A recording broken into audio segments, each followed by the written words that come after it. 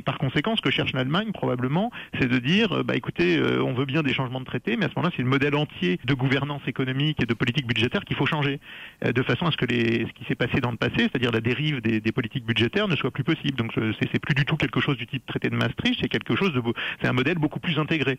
Auquel cas, s'ils arrivent, si vous voulez, s'ils arrivent à avoir gain de cause sur ce modèle très intégré qui exige un changement des traités, ils accepteront peut-être que la Banque centrale européenne monte davantage au créneau.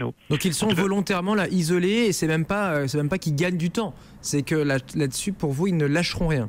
Mais c'est-à-dire ils lâcheront rien. On voit bien qu'il y a des tiraillements sur le modèle de la zone euro tel qu'il est aujourd'hui. Tout le monde l'a bien compris, n'est pas tenable. C'est-à-dire qu'il va falloir passer à un nouveau modèle. Mais maintenant, à quel est le timing? Ça exige probablement un changement de traité. Les changements de traité, c'est du temps long. Et puis vers quel type de modèle fédéral on irait? Les Allemands se sont dit en faveur dès ce week-end. On a eu des interventions de Schäuble, d'Angela Merkel en ce sens, qui semblent bien vouloir aller plus loin dans la construction de la zone euro, mais ça veut dire implicitement des abandons de souveraineté du côté des États. Et il n'est pas clair que tous les États de la zone euro soient sur la même longueur d'onde. Et les Allemands veulent pas lâcher en attendant le financement, un financement accéléré de la Banque centrale européenne. Et ceci dit, de toute façon, ça exigerait probablement d'ouvrir aussi la boîte de Pandore d'un changement des traités, puisqu'il faudrait autoriser aussi la Banque centrale européenne à pouvoir vraiment créer de la monnaie.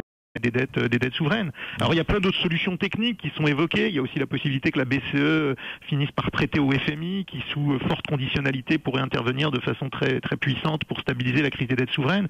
Mais on voit bien là qu'on est dans des solutions de rechange qui ne sont pas extrêmement rapides. Et l'incendie, lui, gagne du terrain.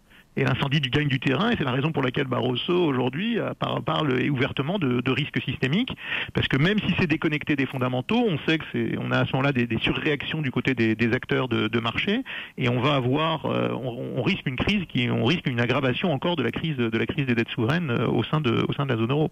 Donc il va bien falloir trouver d'une façon ou d'une autre une solution, et sans la Banque centrale européenne, on reste sceptique sur la possibilité de voir une accalmie durable.